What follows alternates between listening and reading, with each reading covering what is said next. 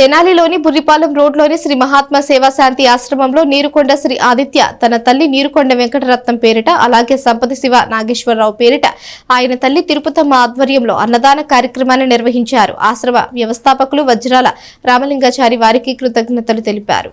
స్థానిక బురిపాలెం రోడ్లోని మహాత్మా సేవాశాంతి ఆశ్రమంలో వృద్ధులకు అన్నదాన కార్యక్రమాన్ని దాతలు చేపట్టారు.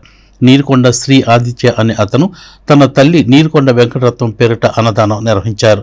ఇదే విధంగా సంపతి తిరుపతమ్మ తన కుటుంబ సభ్యుడు శివనాగేశ్వరరావు 10వ వర్ధంతి సందర్భంగా ఆయన పేరిట ఆశ్రమ వాసులకు భోజనం ఏర్పాటు చేశారు. ఈ సందర్భంగా వజ్రాల రామలింగాచారి మాట్లాడుతూ అన్నదానం అలాగే వస్త్రదానం చేస్తూ ఆశ్రమానికి తోడ్పడుతున్న దాతలకి ఆయన కృతజ్ఞతలు తెలిపారు. కీర్తి శిష్యులు సంపతి శివనాగేశ్వరరావు గారి 10వ వర్ధంతి సందర్భంగా కుటుంబ సభ్యులు తల్లిగారైన శ్రీమతి తిరుపతమ్మ గారు, బ్రదరు లీలా అరుణ్ కుమారుడు వచ్చారు. కుటుంబ సభ్యులు పాల్గొన్నారు. సనాతన ధర్మాల ప్రకారము గతించిన తర్వాత వారు దివ్యలోకానికి చేరతారని గరుడ పురాణం చెబుతుంది. దానికి కావలసినటువంటి చేయవలసిన ఉపచర్యలనండి, సత్కార్యములనండి, పితృకార్యం నుండి ఇవన్నీ కూడా సనాతన ధర్మాలు పాటించితేనే సమాజంలో శాంతి ఉంటుంది, కుటుంబ వ్యవస్థ నిలబడుతుంది. ఇవాళ మా నాన్నగారి సంపత్ శివనాగేశ్వరరావు గారిది 10వ వర్ధంతి సందర్భంగా గాంధీ ఆశ్రమంలో వృద్ధులకు అన్నదానం ఏర్పాటు చేయడం జరిగింది.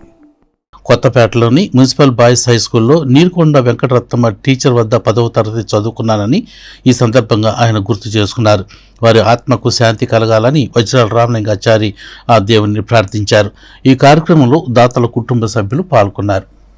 మా టీచర్ గారు స్వర్గీయ శ్రీమతి నీరుకొండ వెంకటరత్నమ్మ గారి వర్ధంతి సందర్భంగా ఆశ్రమాసులకు ప్రత్యేక భోజనాలు ఏర్పాటు చేస్తున్నారు.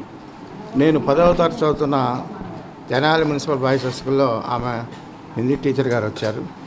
చాలా గొప్ప వ్యక్తి. వారి కుమారుడు ఆదిత్య గారు అమెరికాలో ఉంటారు.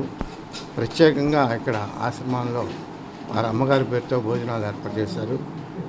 ఐతానగరు శ్రీదేవి మేడం గారి ద్వారా ఏర్పాటు చేశారు. ఆ వెంకటరత్నమ్మ గారి ఆత్మ శాంతించాలని